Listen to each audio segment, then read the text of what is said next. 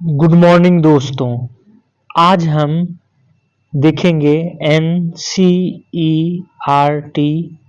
के अंतर्गत अध्याय 7। हम लोग पढ़ रहे हैं 6 क्लास एनसीईआरटी। और जैसा कि हम बता चुके हैं कि आजकल विभिन्न एग्जामों में एनसीईआरटी से ही प्रश्न जीके जीएस में पूछा जाता है। फैक्ट्स भी ज़्यादातर कंसेप्ट बेसिस, और चूंकि कंसेप्ट बेसिस आजकल बीपीएससी हो गया, यूपीपीसीएस और यहाँ तक कि एसएससी में भी प्रश्न पूछे जाते हैं, अतः यह इम्पॉर्टेंट है कि आप एनसीईआरटी पढ़ें। एनसीईआरटी में हम आप लोगों को अब जो फैक्ट्स है या कुछ तथ्य है इम्पॉर्टेंट, उस तथ्य को हम उकेर देंगे, दैट मीन्स उसे इंडिकेट कर देंगे। आप लोग उसे कॉपी कर सकते हैं, उसे एक पेज पर लिख सकते हैं एज ए नोट्स के रूप में। और कुछ तथ्य है जिसको कि आपको सिर्फ याद रखना है, लेकिन लाइन वाइज आप लोग जरूर एनसीईआरटी को एक बार देख लेंगे। उससे आपको फायदा ये होगा कि अगर किसी प्रकार किसी तरह से अगर कंपटीशन में प्रश्न को घुमाया जाता है तो आप कर पाएंगे।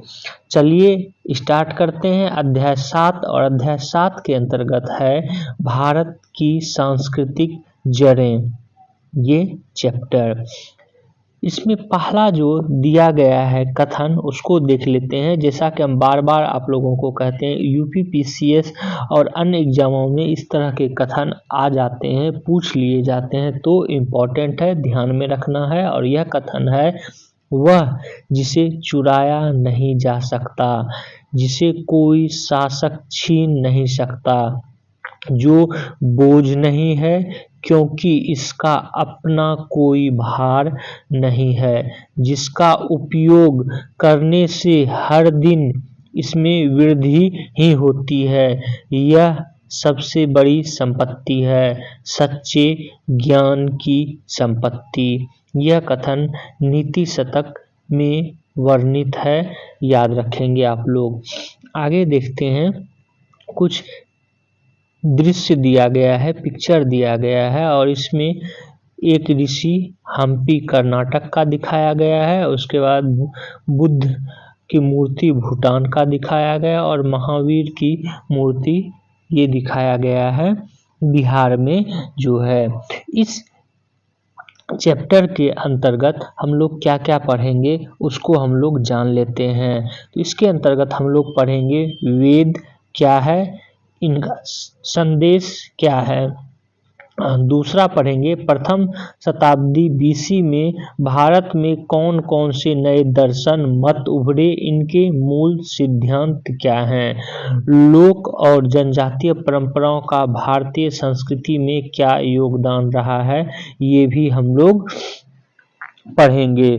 तो आपको जो है ये पूरा का पूरा चैप्टर इम्पोर्टेंट हो जाता है एज ए कंपटीशन के पॉइंट ऑफ व्यू से, क्योंकि इन चैप्टरों से प्रश्न पूछे जाते हैं, तो आप लोग इनको सही से पढ़ेंगे और जो महत्वपूर्ण तथ्य है उसको कॉपी कर लेंगे। तो चलिए देखते हैं, भारतीय संस्कृति किसी भी अनुमान के अनुसार अनेक शताब्दियों वर्ष पुरानी है। किसी प्राचीन वृक्ष के समान इनमें अनेक जड़ें और अनेक शाखाएं हैं।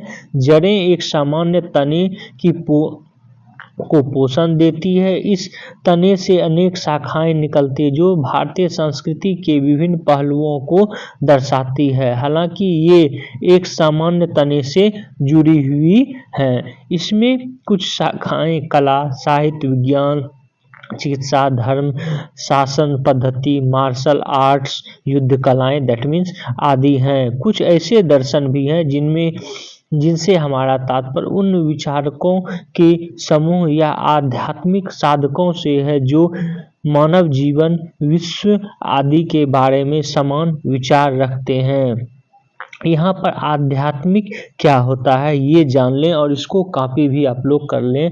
आध्यात्मिक क्या होता है? आत्मा से संबंधित। इसको संस्कृत तथा अनेक भारतीय भाषाओं में जो है वर्णित किया गया है। आत्मा से संबंधित, दैट मीन्स आध्यात्मिक। आध्यात्मिकता क्या है? तो हमारे वर्तमान व्यक्तित्व से परे एक गहरे या ऊंचे आयाम की खोज आध्यात्मिकता होती है।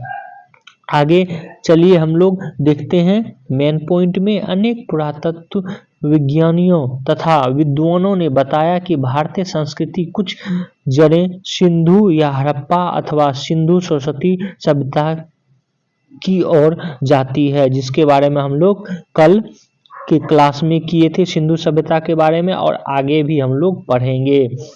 आगे चलकर समय बीतने के साथ भारत में अनेक प्रकार की जीवन दर्शन उभरे। हमें यहाँ कुछ ऐसे प्रारंभिक दर्शन के बारे में बात करेंगे जिन्हें भारत को एक विशिष्ट व्यक्तित्व वाले देश के रूप में आकार दिया है। इन्हें तथा इनकी जड़ों को समझकर ही हम इंडिया अर्थात भारत को भली भांति समझ सकेंगे, जैसा कि हम लोग आप इससे पूर्व के चैप्टरों में देखा है, इंडिया अर्थात भारत।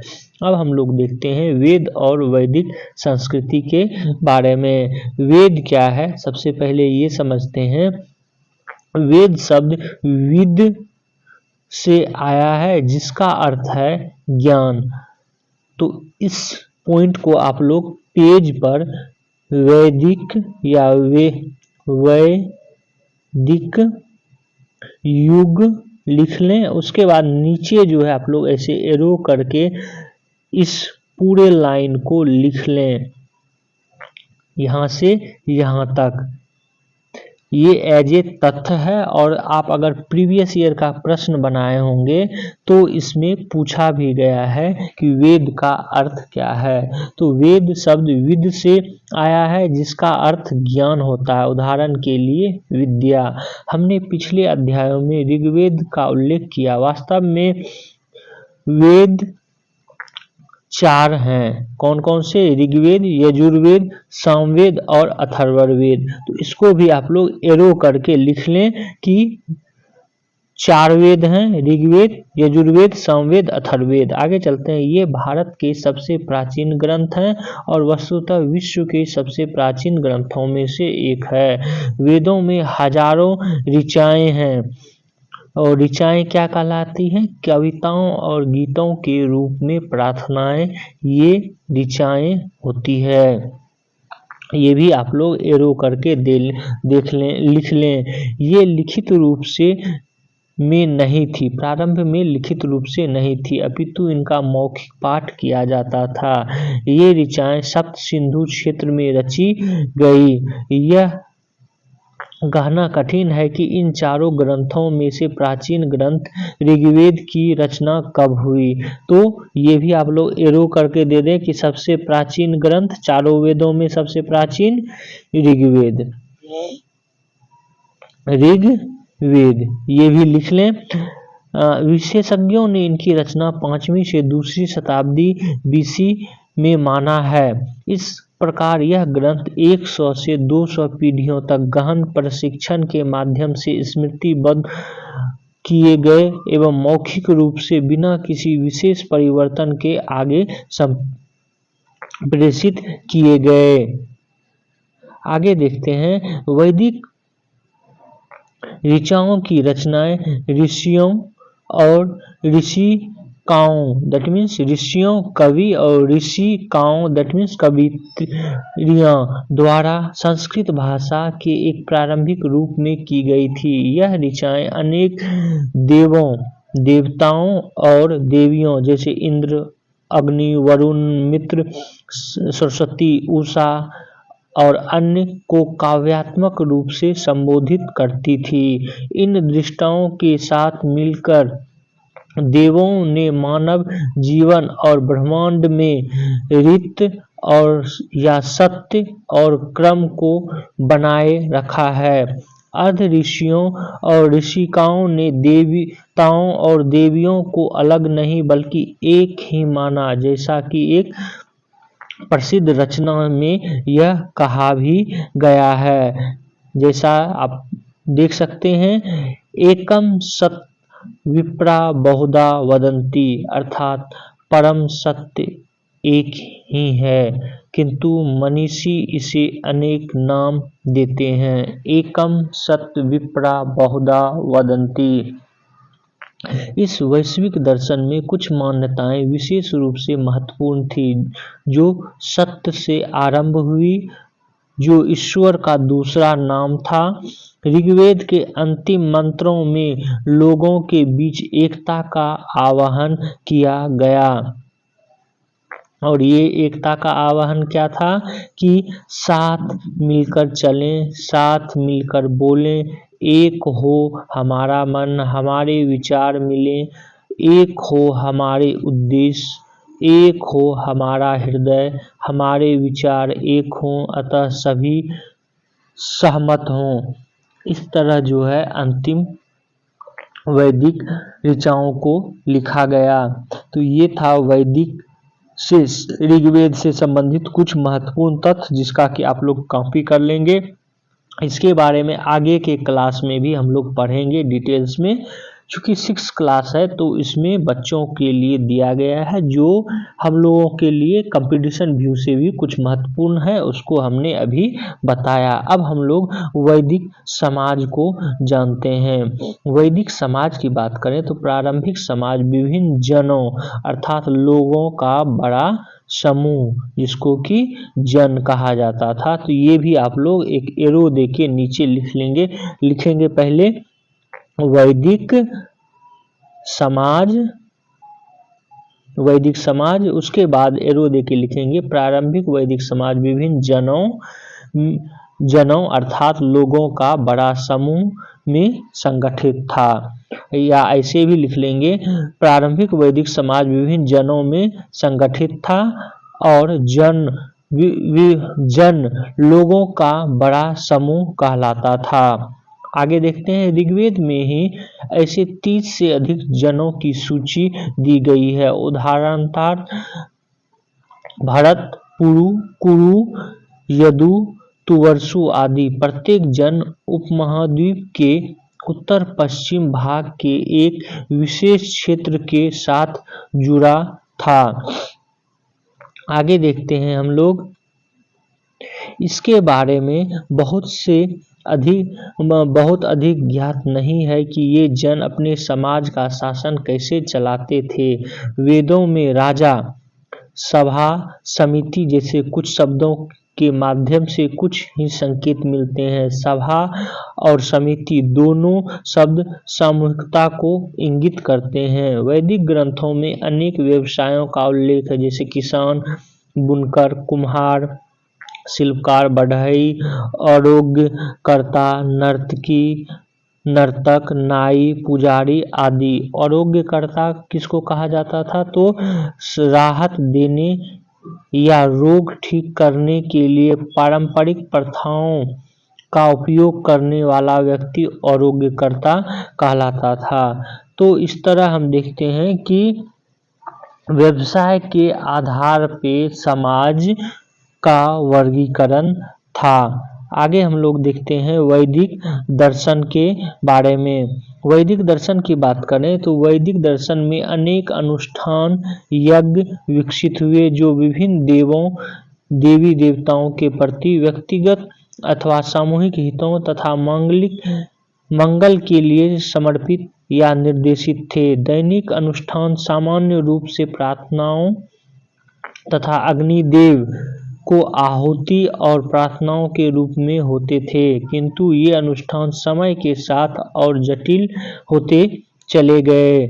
उपनिषद वैदिक संकल्पनाओं के आधार पर रचित है तथा इनके कुछ नई संकल्पनाएं प्राप्त होती हैं, जैसे कि पुनर्जन्म, बार बार जन्म लेना, पुनर्जन्म और कर्म, हमारे कर्म और कर्मफल। एक दर्शन जिसे सामान्यतः वेदांत का नाम नाम से जाना जाता है के अनुसार सब कुछ मानव जीवन, प्रकृति और ब्रह्मांड एक दैवीय तत्व है जिसे ब्रह्म अथवा कभी कभी केवल तत्व कहा जाता है। दो प्रसिद्ध मंत्र इसे सरल किंतु गहराई से व्यक्त किया गया है। आगे देखते हैं ये दो कौन सा मंत्र है या कौन सा सरल तत्व है। ये अहम ब्रह्मास्मि, मैं ब्रह्म हूँ अर्थात मैं दिव्य हूँ। त्वम असि, वह ब्रह्म आप ही है, ये कहा गया है। और ये एक उपनिषद में इसके बारे में उपनिषद में कहा गया है, तो इसको भी आप लोग ध्यान में रखेंगे। हो सके तो कॉपी कर लें कि अहम ब्रह्मास्मि ये शब्द कहाँ से लिया गया है, तो उपनिषद से लिया गया है। और आपको बता दें कि आप विभिन्न मूवी में भी इसके बारे में सुने होंगे, अहम ब्रह्मास्मि। आगे देखते हैं, उपनिषद में भी आत्मन या स्वयं की संकल्पना की गई जो प्रत्येक जीव में निवास करता है परंतु ब्रह्म की का ही स्वरूप होता है। इसके अनुसार इस दुनिया में सब कुछ आपस में जुड़ा हुआ है और परस्पर निर्भर है। इसमें एक महत्वपूर्ण प्रार्थना समझाई गई है जो सर्व भवन्तु सुखिनः या सर्वे भवन्तु सुखिनः या सभी जीव सुखी रहें के साथ आरंभ होती है और सबके लिए रोग तथा दुख से मुक्ति की कामना करती है। ये भी इसी में बताया गया है। प्रथम शताब्दी बीसी के आरंभ में वेदों से कुछ अन्य दर्शन का विकास हुआ। इनमें से एक था योग, जिसने किसी व्यक्ति की चेतना में ब्रह्म का आत्मबोध प्राप्त करने के उद्देश्य से अनेक विधियां विकसित की। इन सभी दर्शनों से मिलकर कुछ आधारभूत विचार बने जिन्हें हम आज हिंदू दर्शन के कहते हैं। आगे हम लोग देखते हैं बौद्ध मत के बारे में या बौद्ध धर्म के बारे में। कुछ अन्य दर्शन का भी आविर्भाव इस समय हुआ जिन्होंने वेदों की प्रभुता को स्वीकार नहीं किया और अपनी स्वयं की पद्धति विकसित की। उनमें से एक बौद्ध मत है। लगभग 2.5 शताब्दी पूर्व राजकुमार सिद्धार्थ गौतम बुद्ध ने लुम्बिनी वर्तमान नेपाल में जन्म लिया। उनके जन्म के समय के विषय में विद्वान सर्वसम्मत नहीं है। अध्याय 4 में हमने 560 ईस्वी पूर्व उनकी अनुमानित जन्म वर्ष माना है। तो आप लोग इसको बौद्ध मत या बौद्ध धर्म लिख लेंगे। उसके बाद नीचे एरो देके लिखेंगे गौतम बुद्ध का जन्म कहाँ हुआ था, तो लुम्बिनी में। उसके बाद आप लिखेंगे उनका जन्म कब हुआ था, तो गौतम बुद्ध का जन्म 560 ईस्वी पूर्व में हुआ था। इससे हमारी यह कहानी आगे किस प्रकार प्रभावित नहीं होगी। कथा के अनुसार सिद्धार्थ गौतम राजमहल में एक सुरक्षित वातावरण में बड़े हुए। एक दिन 29 वर्ष की आयु में उन्होंने रथ पर बैठकर नगर में घूमने की इच्छा प्रकट की और उस समय उन्होंने अपने जीवन में पहली बार एक वृद्ध, एक रोगी और एक शव को देखा। उन्होंने एक सन्यासी को भी देखा जो प्रसन्न और शांत लग रहा था। इन सब का अनुभव करने के बाद सिद्धार्थ ने अपने राजसी जीवन, अपनी पत्नी और बच्चे को त्यागने का विचार किया। एक सन्यासी की तरह पैदल चलते हुए और अन्य सन्यासियों तथा विद्वानों से मिलते हुए उन्होंने मानव जीवन में दुख के मूल कारण को खोजा। बोध गया वर्तमान बिहार में एक पीपल वृक्ष के नीचे कई दिनों तक ध्यानरत रहने के बाद उन्हें ज्ञान की प्राप्ति हुई। तो महात्मा बुद्ध को ज्ञान की प्राप्ति कहाँ हुई, बोध गया में। तो ये लाइन भी आप लोग लिख लीजिए as a facts, as a तथ्य, लेकिन पढ़े पूरा का पूरा लाइन, क्योंकि पूरे लाइन से भी उठाकर प्रश्न बनाया जा सकता है। आगे देखते हैं हम लोग, ये छंदोग उपनिषद की जो है कुछ कहानियां इसमें दिया गया है, जो एक शिष्य गुरु से पूछता है। वहीं पर कठोपनिषद का जो है नचिकेता और उसकी ज्ञान विपासना से संबंधित कुछ प्रश्न पूछा गया है। नचिकेता और यम का संवाद है। तो ये, हालांकि ये कहानी जो है आप लोग पहले भी पढ़े होंगे, जानते होंगे। आगे जो है हम लोग जो मुख्य तथ्य है इसका, उसको देखते हैं महात्मा बुद्ध के बारे में। तो महात्मा बुद्ध के बारे में आगे है, उन्होंने अनुभव किया कि अविद्या और मोह मानवीय कष्ट के स्रोत हैं। तो ये दो तथ्य भी आप, या पूरा लाइन जो है आप लोग लिख लेंगे कि गौतम बुद्ध के अनुसार अविद्या और मोह मानवीय कष्ट के स्रोत हैं, और इन दोनों कारणों को दूर करने की विधि संकल्पित की। इसके बाद सिद्धार्थ बुद्ध कहलाए। दैट मीन्स कि जब उन्हें ज्ञान की प्राप्ति हुई सिद्धार्थ को, उसके बाद सिद्धार्थ बुद्ध कहलाए, और कहलाए जिसका अर्थ है ज्ञानी या जागृत व्यक्ति। तो आप लोग ये भी लिख लेंगे, बुद्ध का अर्थ है ज्ञानी या जागृत व्यक्ति। यहाँ पर बात करें हम लोग मोह की, तो मोह क्या है? किसी व्यक्ति या वस्तु के साथ संबंध की स्थिति, सामान्य रूप से भावना या आदत के माध्यम से ये मोह कहलाता है। दैट मीन्स किसी व्यक्ति या वस्तु के संबंध की स्थिति जो है वो मोह के रूप में इंगित किया जाता है। आगे है, बुद्ध ने जो ज्ञान प्राप्ति किया उसका उपदेश देना आरंभ किया। उनके उपदेश में अहिंसा का विचार निहित है, जिसका मूल अर्थ है चोट नहीं पहुंचाना या नुकसान नहीं पहुंचाना। तो इस तरह का तथ्य आपको एनसीईआरटी के बुक में ही मिलेगा, और ये पूछा जा सकता है एज ए कूट के माध्यम से। तो आप लोग ये भी एरो देकर लिख लें कि बुद्ध के अनुसार अहिंसा का, बुद्ध के अनुसार अहिंसा क्या है? तो बुद्ध के अनुसार अहिंसा है चोट नहीं पहुंचाना या नुकसान नहीं पहुंचाना। ये आप लोग लिख लेंगे। उन्होंने निष्ठापूर्वक आंतरिक अनुशासन पर बल दिया। उनकी कहानी कही गई निम्न बातों में इसे सरल तरीके से समझा जा सकता है। ये बातें हम लोग देख लेते हैं। बुद्ध ने संघ की स्थापना की, जो भिक्षुओं, आगे चलकर भिक्षुओं का एक समुदाय बना। तो बुद्ध जो है जो संघ स्थापित किया उसमें भिक्षुओं और भिक्षुओं का एक समुदाय संघ कहलाता था। ये आपको ध्यान में रखना है। जिन्होंने स्वयं को बुद्ध के उपदेशों के पालन और प्रसार के लिए समर्पित कर दिया। भारत और पूरे एशिया पर उनका गहरा प्रभाव था, जिसे हम आगे भी पढ़ेंगे। आगे हम लोग देखते हैं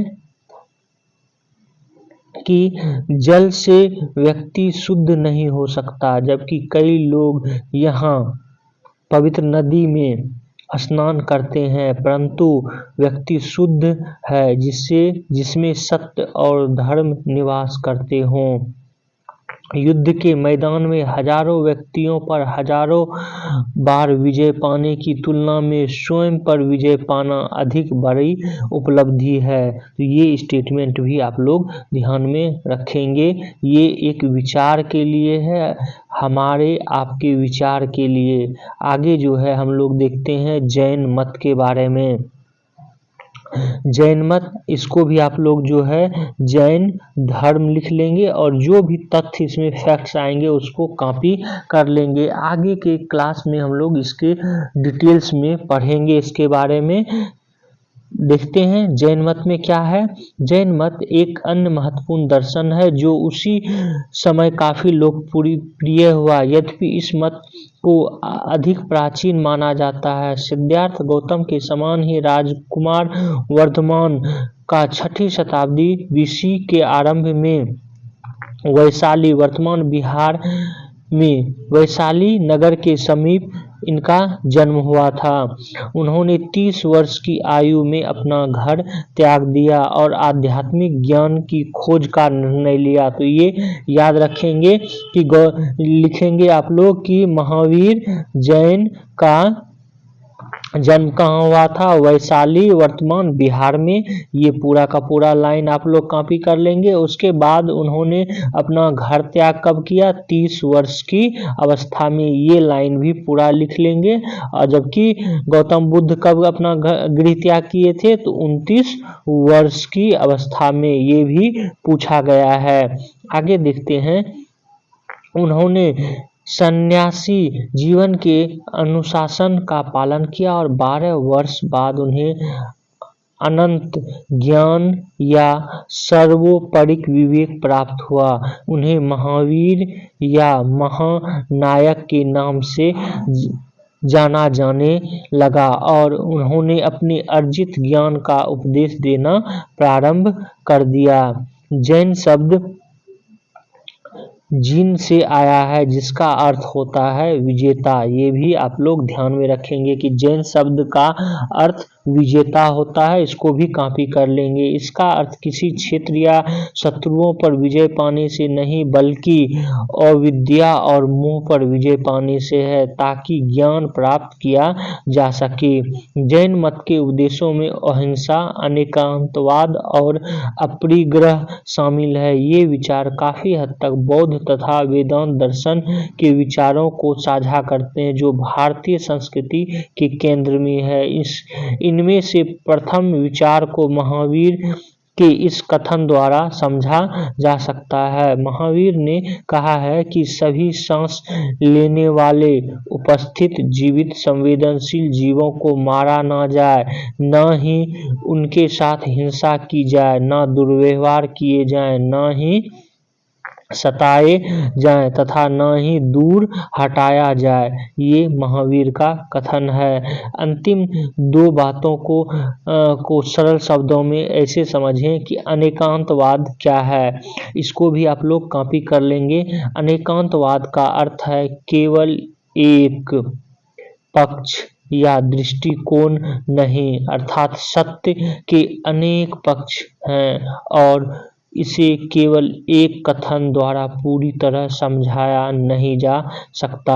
दूसरा है अपरिग्रह, अर्थात इसको भी कॉपी कर लेंगे। अपरिग्रह का अर्थ है असंग्रह। इसके अंतर्गत वस्तुओं से दूर और स्वयं को जीवन में केवल अनिवार्य वस्तुओं तक सीमित रहने की सलाह दी जाती है। जैन मत में सभी जीवों, मानवों से लेकर अदृश्य जीवों तक आपसी संबद्धता और आपसी निर्भरता पर बल दिया गया है, क्योंकि ये सभी एक दूसरे के पूरक हैं और एक दूसरे के बिना जीवित नहीं रह सकते हैं। प्रकृति, जीवों और वनस्पतियों का अध्ययन करने वाले वैज्ञानिकों ने इसे गहन सत्य की बार बार पुष्टि भी की है जैन मत की इस विचारधारा को। आगे देखते हैं। ये है जातक कथाएं, और जातक कथाएं में जो है पूरी की पूरी बुद्ध की परंपराओं को लिखा गया है। बुद्ध की जन्म से लेकर मृत्यु तक की कहानियों को जो है इसमें, या पूर्व जन्म की कहानियों को इसमें बताया गया है। तो ये आप लोग कॉपी कर लेंगे कि जातक कथाएं से भारतीय बच्चों और वयस्कों के समान रूप से आहदित करती हैं। ये बुद्ध के पूर्व जन्मों की कहानी और बड़े ही सरल तरीके से बुद्ध आदर्शों को व्यक्त किया गया है जातक कथाओं में। तो ये लाइन आप लोग लिख लेंगे, जातक कथाएं। उसके बाद एरो दे के लिख लेंगे। पहले एरो देंगे जातक कथाएं और डैश, ये जातक कथाएं ये बुद्ध के पूर्व जन्म की कहानियां हैं और बड़ी ही सरल तरीके से बुद्ध के आदर्शों को व्यक्त करती है। ये से पूरे ये लाइन को आप लोग लिख लेंगे। आगे हम लोग देखते हैं, एक जैन कथा भी यहाँ पर वर्णित है, तो ये एक कथा से संबंधित है, तो इसको जो है ऐसे ही रहने दें। अगर आप लोग चाहें तो पॉज करके पढ़ सकते हैं। अब हम लोग देखते हैं बौद्ध एलोरा। एलोरा, एक तो ये याद रखेंगे एलोरा का गुफा कहाँ है, महाराष्ट्र में है। तो ये 6वीं और 10वीं शताब्दी ईस्वी के बीच पहाड़ों को काटकर गुफाएं बनाई गई और इनमें कुछ गुफाएं हिंदू दर्शन से हैं जबकि अन्य बौद्ध और जैन मत से।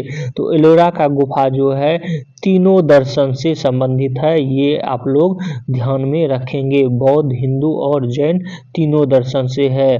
बौद्ध मत और जैन मत दोनों में ही भिक्षुओं तथा कभी कभी भिक्षुणियों ने भी देश के सुदूर स्थानों की यात्रा की तथा अपने उपदेशों का प्रचार प्रसार किया। इनमें से कुछ लोगों ने विभिन्न स्थानों पर जाकर नए विहार बनवाए जबकि कुछ ने पत्थरों की गुफाओं में सन्यासियों का जीवन बिताया। पुरातात्विक खोजों में इन विहारों के कुछ अवशेष मिले हैं। कई स्थानों पर पत्थर की गुफाओं में उन भिक्षुओं के नाम भी मिले हैं जो यहाँ रहे थे और पत्थरों के बिस्तर पर सोए हुए थे, तो ये गुफाओं में मिले हैं। अंग्रेजी भाषा में हिंदू, बौद्ध, जैन, सिख मतों को धर्म का नाम दिया जाता है। हमने इन शब्दों का प्रयोग नहीं किया, यहाँ इन्हें दर्शन या मत और विश्वास कहा गया है। इसका कारण यह है कि इन मतों और दर्शनों के अनेक आयाम हैं जिनका हम आगे अध्ययन करेंगे, जैसा कि उनका दार्शनिक पक्ष, आध्यात्मिक पक्ष, नैतिक पक्ष, सामाजिक पक्ष, धार्मिक पक्ष इत्यादि। अनेक विद्वान मानते हैं कि अंग्रेजी शब्द रिलीजन भारतीय सभ्यता के संदर्भ में बहुत सीमित है। तो ये तो विचार करने के लिए था। अब मुख्य तथ्य पर फिर से आते हैं और मुख्य तथ्य में ये बताया गया है उस समय अनेक मत प्रचलित थे। उदाहरण के लिए इनमें से एक चार्वाक दर्शन है जिनमें कभी कभी लोकायत भी कहा जाता है, तो इसको भी आप एरो दे के लिख लेंगे। चार्वाक दर्शन को ही लोकायत दर्शन भी कहा जाता है। इसके अनुसार यह भौतिक जगत एकमात्र सत्य है, इसलिए मृत्यु के पश्चात जीवन का होना असंभव है। ऐसा प्रतीत होता है कि इस दर्शन को अधिक लोकप्रियता नहीं मिली और समय के साथ यह धीरे धीरे क्या हुआ, विलुप्त हो गया। हमने इसका उल्लेख यहाँ इसलिए किया ताकि यह दर्शाया जा सके कि यहाँ बौद्धिक या आध्यात्मिक विश्वास प्रथाओं की व्यापक विविधता थी और लोग अपने अनुसार इसे चुनने के लिए स्वतंत्र थे। यद्यपि वैदिक, बौद्ध, जैन दर्शनों में महत्वपूर्ण भिन्नताएं थी, तथापि उनमें कुछ समान संकल्पनाएं भी थी, जैसे धर्म, कर्म, पुनर्जन्म, दुख, अज्ञानता की अंत की खोज एवं अनेक अन्य महत्वपूर्ण मूल्य। वास्तव में यह वृक्ष का तना या मूल भाग है जिसे उदाहरण के साथ हमने अध्याय की शुरुआत में समझा था। अब हम लोग जानेंगे लोक और जनजाति की जड़ें के बारे में। तो जनजाति क्या है पहले ये जान लेते हैं। इस सामाजिक इकाई की अनेक परिभाषाएं दी गई। आज के समय में मानव वैज्ञानिक जनजाति को उन परिवारों या वंशों का समूह मानते हैं जो एक समान उत्पत्ति, संस्कृति और भाषा साझा करते हैं, आपस में निकट संबंध बनाए रखते हुए समुदाय में रहते हैं, जिसके एक मुखिया होते हैं और उनके पास अपनी कोई निजी संपत्ति नहीं होती है। यह जानना रुचिकर है कि प्राचीन भारत में जनजाति के लिए कोई शब्द नहीं था। जनजाति केवल अलग जन थी जो एक विशेष परिवेश में रहती थी, जैसे कि वन या पहाड़ में। भारत के संविधान में अंग्रेजी में इन्हें ट्राइब्स और ट्राइबल कम्युनिटी और हिंदी में जनजातीय शब्द नाम दिया गया है।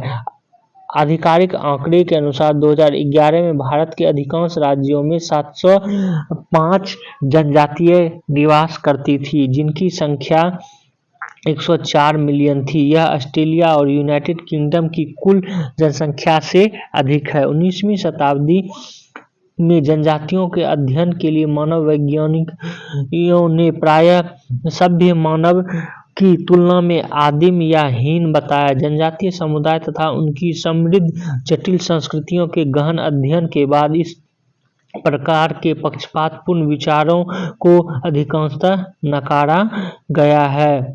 आगे देखते हैं मुख्य तथ्य में कि जैसा कि हम इस अध्याय में उल्लेख किए हैं कि लोक और जनजातीय परंपरा तथा प्रमुख विचारों के बीच निरंतर समर्थक होता है। दोनों दशाओं में देवताओं, संकल्पनाओं, दंतकथाओं और रीति आदान प्रदान होता है। उदाहरण के लिए परंपरा के अनुसार पुरी उड़ीसा के भगवान जगन्नाथ मूल रूप से जनजातीय देवता थे। देवी माताओं के जिन विभिन्न रूपों की पूजा की जाती है उनके लिए भी यही बात कही जा सकती है। आगे आपको बता दें कि इसी प्रकार की परंपरा इतने लंबे समय से इतनी सहजता से कैसे होती रहे, ऐसा इसलिए हो सका क्योंकि लोक, जनजातीय और हिंदू विश्वास में अनेक समान प्रकार की संकल्पना। उदाहरण के लिए तीनों में प्राकृतिक तत्वों, पर्वतों, नदियों, पेड़ों, पौधों और जंतुओं, कुछ पत्थरों को पवित्र माना गया है क्योंकि इन सब में चेतना है। निसंदेह जनजातियों द्वारा अनेक प्राकृतिक तत्व संबंधित कई देवताओं की पूजा की जाती थी। उदाहरण के लिए तमिलनाडु की नीलगिरी पर्वत में निवास करने वाली टोडा जनजाति के अनुसार इस पर्वत के 30 से अधिक शिखर देवी देवताओं के निवास स्थान है। तो टोडा जनजाति तमिलनाडु में पाई जाती है, ये आप लोग ध्यान में रखेंगे। वहीं पर देखें कि हिंदू धर्म के समान ही अनेक जनजातियों में उच्चतर देवता या परमात्मा की संकल्पना है। उदाहरण के लिए अरुणाचल प्रदेश की अनेक जनजातियां डोनी पोलो की पूजा करते हैं जो सूर्य और चंद्रमा से मिलते जुलते माने जाते हैं। मध्य भारत के खंडोवा भगवान के संबंध में भी ऐसा ही है। पूर्वी भारत में मुंडा और संथाल जनजाति अन्य दैविक शक्तियों के साथ सिंह बोगा की पूजा करते हैं जिन्हें वे परमेश्वर कहते हैं और जिन्होंने यह संपूर्ण विश्व बनाया है। ऐसे अनेक उदाहरण हमें देखने को मिलता है। तो भारत में समाजशास्त्री आंद्रे बेटे ने इस स्थिति के बारे में जो है पूरे जनजातियों को बारे में बताया है। तो आज जो है यहीं तक था चैप्टर। आगे जो है प्रश्न उत्तर है जो कि हमारे लिए ज़्यादा इम्पोर्टेंट नहीं है। तो जितने भी इम्पोर्टेंट तथ्य है उसको आप लोग लिख लें और साथ ही साथ हमारे इस वीडियो को जो है शेयर करें, सब्सक्राइब करें और बेल आइकन को जरूर दबा लें। Thank you for watching this video.